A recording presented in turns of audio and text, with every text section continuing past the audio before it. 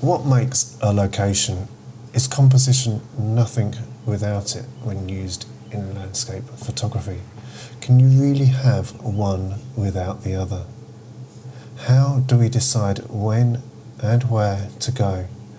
Is it with purpose, hoping for both scene and light based on meticulous planning? Or is it on a whim, a chance discovery of a new location that may not necessarily yield the results we want on that particular day, but will open our eyes to future possibilities, future potential compositions? From my own experiences, you can plan as much as possible, yet the world around us will not always cooperate. We can go out hunting for a composition with the best intentions. However, that doesn't mean the elements will play by the rules. Even our own ability with the tools at hand can let us down, especially if we are to rush around.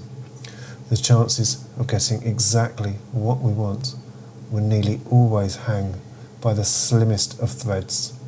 No amount of experience can ever prepare us for what could pass by at the swiftest of heartbeats. Never forget to relax. Take your time.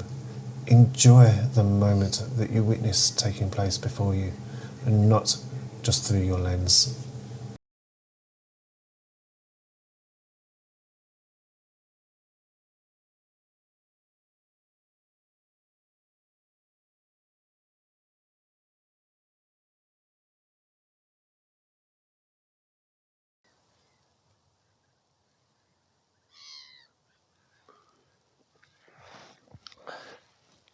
So why this particular location today?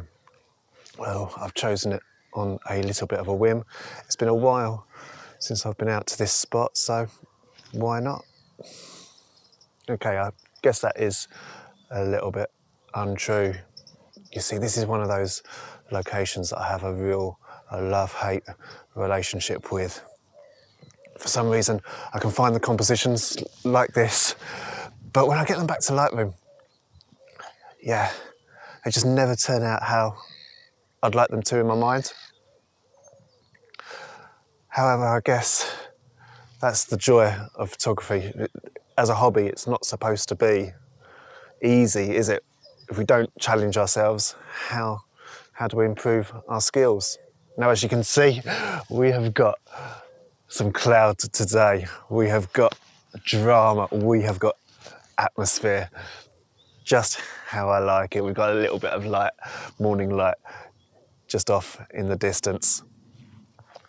So let's go and see just what we can find.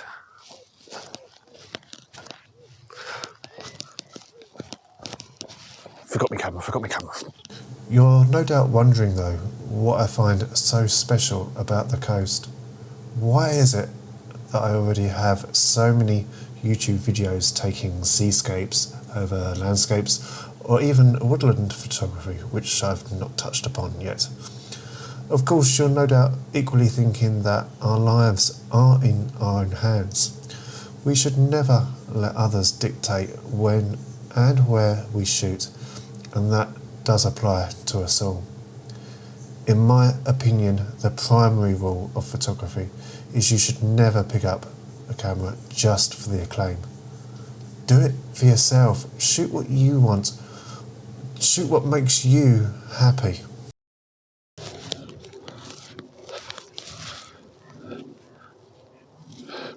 Now, why I love coming to the coast is simple. Love hearing that surf rolling onto the beach. It just has these peaceful, relaxing qualities about it. Of course, it's low tide here today, so we're not going to get that. And whilst seascapes do provide limited composition possibilities, each stretch of coastline each has its own little uniqueness to it. This spot here, it's almost a bit of a boat graveyard. Rotting vessels like this one left abandoned in the mud. Don't even think the sea wants to try and claim this one when it comes in.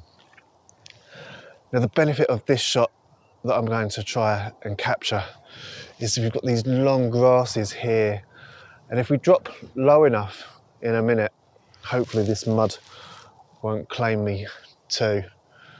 Hopefully there won't be a posthumous? I can never pronounce that one. Hopefully there won't be a posthumous message at the end of this video because I can't get out of the mud and have to stick here forever. But hopefully what we'll get with these grasses, if we drop low enough, is we'll get a mystery shot. And you know how much I love a mystery shot where this rotting vessel will just appear out of the grasses, although the two elements will almost blend together. So like I say, dropping nice and low. I want to get the viewfinder out here so I'm not having to drop even lower. Just like that. I'm shooting at ISO 1000 here, so I've got no tripod. There we go.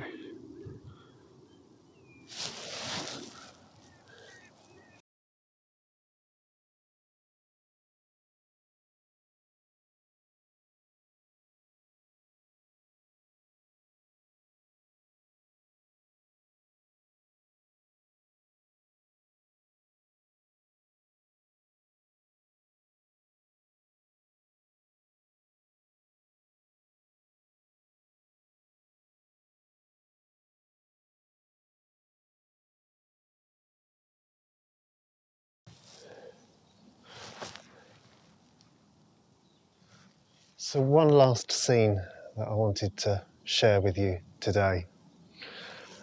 This boat, don't think it's going anywhere fast ever again. Love how it's just the ribs. It really is a wreck of a boat that remains. But in classic me style, let's run through this shot before I share it with you. As you can see, I've got the camera set up on the tripod. So let me get up the live view and I'll walk you through this particular composition. So as you can see here, I've got the boat falling on the left vertical. As per any of my shots, the horizon falls on that top horizontal, giving us perfect balance with the shot in question. And then we've got this, I think, is it the bow? It almost looks like a bit of a rudder. It might even just be a normal plank of wood that kind of falls just on both the bottom left vertical point. Yeah. This is kind of my type of shot. It kind of gives you subject, makes you wonder how it got here. Oh, don't knock the tripod, Neil.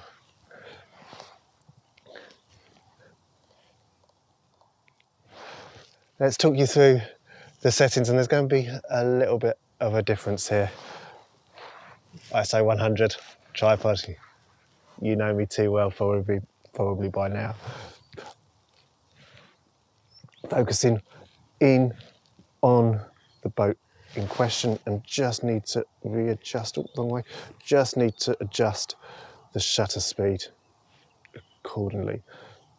I'm at 1/3 of a second and I'm shooting f/16, and the reason I'm doing that is I'm actually going to slap on a 10-stop ND filter.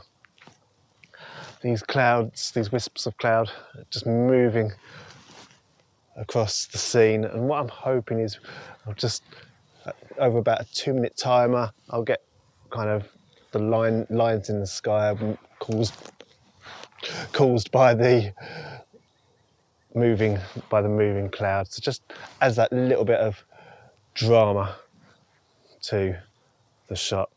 So if it's come out how I want it to, it'll appear on your screen now.